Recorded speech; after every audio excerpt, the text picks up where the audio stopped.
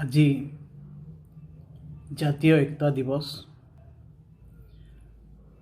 लौह पुरुष सरदार वल्लभ भाई पटेल जन्म जयंती को यही दिवस रूपे पालन करा जाए।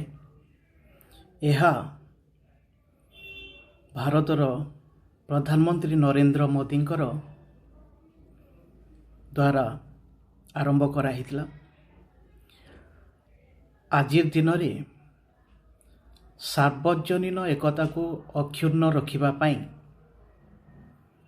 यूनिटी फॉर रन नामक एक माराथन दौड़ मध्य अनुष्ठित करा जाए। सर्व परिप्रेक्षी समस्तक मध्यरे एकता, सदिच्छा, सहयोग बजाय रखिबा पाई आजिर दिवस को उत्सर्गीकृत करा जाए।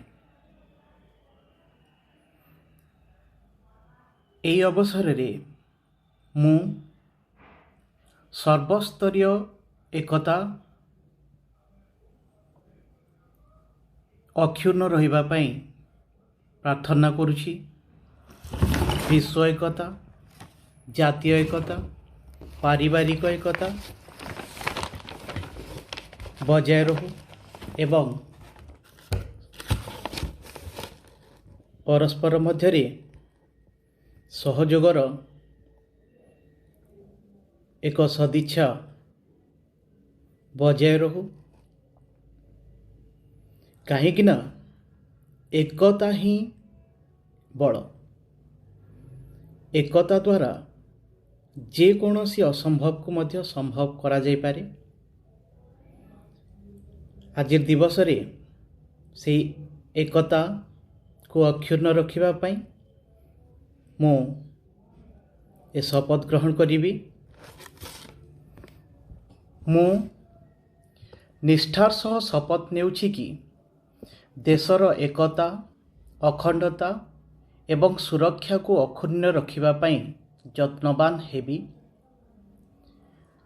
मु एही शपथ निज देशर एकतार भावना को ग्रहण करुछि, जहाँकि सरदार वल्लभ भाई पटेल दूरदर्शिता एवं कार्य द्वारा संभव करा जाई पारे। मु निज देशर आभ्यंतरीण सुरक्षा सुनिश्चित करिबा पाई निजर योगदान करिबी।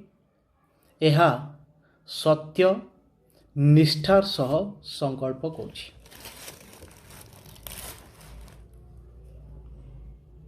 एवं मोर ए वीडियो वार्ताटी को समाप्त करुछि।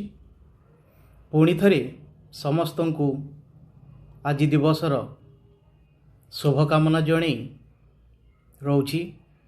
धन्यवाद।